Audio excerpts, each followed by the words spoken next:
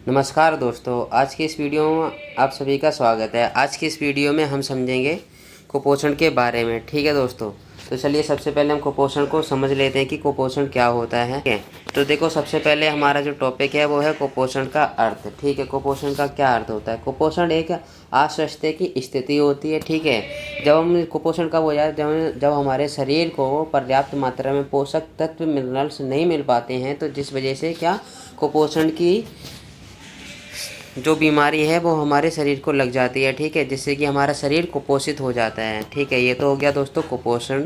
ठीक है, और अब हम समझते हैं इसको कि अल्प कुपोषण क्या होता है।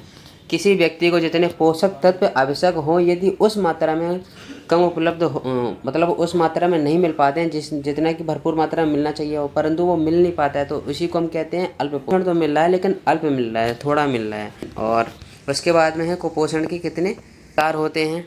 ठीक है, कुपोषण के 2 प्रकार होते हैं। ये देखिए, पहला होता है प्राथमिक कुपोषण। ठीक है, यह वह स्थिति होती है जब शरीर को एंथेस्ट मात्रा में अथवा सही प्रकार का भोजन नहीं मिल पाता है। शरीर को भोजन तो मिल रहा है ना, लेकिन शरीर के हिसाब से नहीं मिल पा रहा है, सही मात्रा में नहीं मिल पा रहा है ना, इस वजह से। दूसरा होता है इसमें द्वितीय प्रकार का कुपोषण। ठीक है, ये क्या होता है, यह तब होता है, ठीक है, जब बीमारी के कारण शरीर पोषक तत्वों का उपयोग नहीं कर पाता है ना। जैसे कि मान लो कि किसी को कोई बीमारी है, जिस वजह से क्या वो खाना तो खा रहा है, पोषक तत्व उसको भरपूर मात्रा में मिल रहे हैं, लेकिन वही क्या कि उसकी बीमारी की वजह से उसको वो क्या भोजन लग ही नहीं रहा है बॉडी में, तो इस वजह से वो भी क्या कुपोषण का शिकार हो जाएगा। ठीक है, और इसमें अगला टॉपिक है कुपोषण निम्नलिखित 4 प्रकार के होते हैं। पहला जो होता है पोषक तत्वों की कमी होती है। यह अभी आपने जब पोषक तत्व क्या अपर्याप्त मात्रा में मिलते हैं। ठीक है, दूसरा होता है पोषक तत्वों की अधिकता, जब क्या जो ओवर न्यूट्रिशन है, जब पोषक जो तत्व हैं वो ओवर ज़्यादा मात्रा में मिलते हैं, तो इससे भी क्या मोटापा हो जाता है। तो ठीक है, ये भी क्या बेकार चीज़ है, इसलिए क्या हमें बैलेंस डाइट लेनी है ना, और जो कि क्या हमारे लिए हमारे सेहत के लिए बहुत अच्छी होती है, फ़ायदेमंद होती है। इसमें थर्ड आता है असंतुलन यानी इम्बैलेंस, ऐसा भोजन खाना जिसमें अपर्याप्त पोषक तत्व हों। ठीक है, इसलिए चौथा है विशेष कमी, कुछ बॉडी में स्पेसिफिक, ठीक है, कमी भी होती है, जिस वजह से क्या कुपोषण का शिकार हो जाते हैं। कुपोषण के मुख्य कारण क्या होते हैं। ठीक है, तो सबसे पहला इसमें कारण आता है दोस्तों गरीबी का। ठीक है, गरीबी, अगर मान लो कोई गरीब व्यक्ति है तो वो अपने क्या खाने को सही से प्रयोग में ला ही नहीं पाएगा, क्योंकि वो इतना सक्षम नहीं है ना कि वो पोषक तत्वों की मात्रा को भरपूर मात्रा में ले सके। दूसरा है अज्ञानता। ठीक है, जब जैसे कि हमें नॉलेज नहीं होती है ना, जैसे कि निरक्षर लोग हैं, जो जैसे पढ़े लिखे लोग नहीं होते हैं। ठीक है, आहार के घटकों का ज्ञान नहीं होता है उनको। ठीक है, कि कौन सी चीज़ हमें कब खानी चाहिए, है ना, जिस वजह से भी क्या कुपोषण को बढ़ावा मिलता है ना। और थर्ड इसमें दूषित भोजन के कारण भी क्या की कुपोषण की मात्रा है वो बढ़ जाती है ना। और चौथा टॉपिक है खान पान संबंधी आदतें, रीति रिवाज, परंपराएं तथा दृष्टिकोण। ठीक है, इनसे भी क्या कुपोषण की मात्रा को बढ़ावा मिलता है। और पांचवा है इसमें धर्म भी खान पान आदतें मुख्य प्रभाव डालता है। हमारी बहुत सारी खान पान संबंधी आदतें धर्म के अनुसार क्या होती है ना। और छठा है इसमें पसंद नापसंद का भोजन। ठीक है, भोजन ग्रहण करते समय पसंद नापसंद कुपोषण का कारण बनती है ना। जैसे कि मान लो कि किसी के पास इतना खाना नहीं है कि किसी के लिए अलग अलग खाना बनाए, तो इस वजह से क्या एक व्यक्ति तो खाना खा रहा है, लेकिन दूसरे व्यक्ति को अपने उसके पसंद नापसंद खाना बनने के कारण वो खाना नहीं खा रहा, तो क्या वो कुपोषित हो जाएगा। सातवां पॉइंट है इसमें खाना बनाने का ढंग। ठीक है, खाना बनाने का ढंग नहीं पता होता है, जिस वजह से भी क्या कुपोषण हो जाता है। ठीक है, जैसे कि चावल बनाने के पश्चात जो चावल का जो पानी होता है उसको क्या हम फेंक देते हैं, जिस वजह से भी। ठीक है, तो उसमें जो प्रोटीन लवण जो भी उसकी पोषक तत्व होते हैं तो क्या उसके साथ धुलकर निकल जाते हैं, है ना। सब्जियों के हम क्या छिलके उतार देते हैं, है ना, फलों के छिलके उतार देते हैं। ठीक है, इससे भी क्या जो पोषक तत्वों की है वो कमी हो जाती है। ठीक है, और आठवां है बच्चों का पालन पोषण। बच्चे का पोषण करने के भी तरीके अलग अलग हैं। ठीक है, जिस कारण से कई बार कुपोषण की स्थिति उत्पन्न हो जाती है। नौवां पॉइंट है महंगा भोजन। ठीक है, कॉस्टली फूड।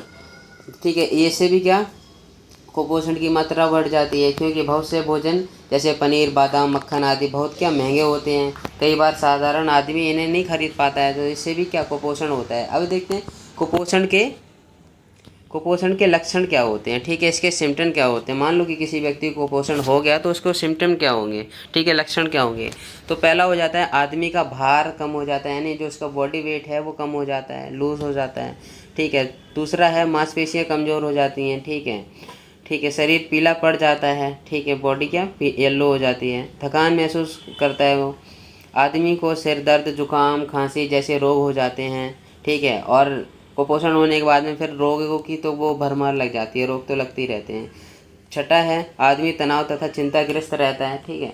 सातवां है आदमी शक्की तथा सनकी हो जाता है, ठीक है, अचानक से उसको डाउट हो जाएगा, सनक जाएगा कि मुझे ये करना है, ये वो, ठीक है। एकाग्रता भंग हो जाती है, ठीक है, एक जगह उसका क्या माइंड स्टेबल नहीं रहता है, जिस वजह से क्या एकाग्रता उसकी भंग हो जाती है, ठीक है। दांत तथा दृष्टि कम पड़ जाती है, ठीक है। अनिद्रा होना, नींद भी नहीं आती है उसको, ठीक है। मांसपेशियों में कमजोरी के कारण आसन पोस्चर संबंधी भी त्रुटियाँ हो जाती हैं, ठीक है। कुपोषण के उपचार क्या हैं, ठीक है, उसके सिम्टम देख लिए, कुपोषण समझ लिए। आप देखते हैं हम उसके उपचार क्या हैं। घर का वातावरण अच्छा होना चाहिए, ठीक है। माँ बाप को बच्चों में अच्छी खान पान की आदतों का विकास करना चाहिए। घर में रसोई साफ सुथरी होनी चाहिए, ठीक है। स्कूल का वातावरण क्या अच्छा होना चाहिए। स्कूल में कैंटीन खाने पाने की जगह साफ़ सुथरी होनी चाहिए तथा स्कूल को उचित खाना खाने के लिए प्रेरित करना चाहिए। पानी स्वास्थ्य उचित होना चाहिए, ठीक है। थर्ड है इसमें मध्य दिन भोजन कार्यक्रम, ठीक है। Mid day meal programme scheme जो है उसको क्या बच्चों को क्या वो पोषक तत्वों से भरा खाना प्रोवाइड करवाती है, ठीक है। बहुत से राज्यों में सरकार ने ये योजना क्या लागू कर रखी है। इससे विद्यार्थियों को संतुलन आहार प्राप्त होता है तथा उनको चाहिए ताकि वो उसको कुपोषण से बचाया जा सके, और जो स्टूडेंट हैं उनका जो पढ़ाई में क्या मन भी लग सके, ठीक है। चौथा है संतुलित आहार यानी बैलेंस डाइट, जो अभी मैंने ऊपर बताया कि बच्चों को और सभी को क्या संतुलित आहार लेना चाहिए, जिससे कि क्या कुपोषण की बीमारी से हम बच सकें, ठीक है। स्वादिष्ट भोजन होना चाहिए, टेस्टी फूड होना चाहिए, ठीक है। और स्थायी समय, ठीक है, भोजन का क्या एक स्थायी समय होना चाहिए, जैसे कि अभी खाना खा लिया, अब जैसे कि हम कल खाना खा रहे हैं, शाम को खाना नहीं खाया या दिन में खाना नहीं खाया, तो ये भी क्या अच्छा नहीं है, ठीक है। सातवां है इसमें बिंदु स्वास्थ्य निरीक्षण, ठीक है, नियमित स्वास्थ्य निरीक्षण होना चाहिए, ठीक है। बॉडी मास इंडेक्स भी देखना चाहिए, ठीक है। और स्वास्थ्य ज्ञान तथा स्वास्थ्य शिक्षा का भी नॉलेज बच्चों को क्या प्रोवाइड करवानी चाहिए। पोषक तत्वों की कमी से होने वाले रोग, ठीक है, आहार डाइट ये हो जाता है, ठीक है। चलिए दोस्तों, आज की इस वीडियो में इतना ही। मिलते हैं किसी नेक्स्ट वीडियो में, तब तक के लिए जय हिंद, वंदे मातरम।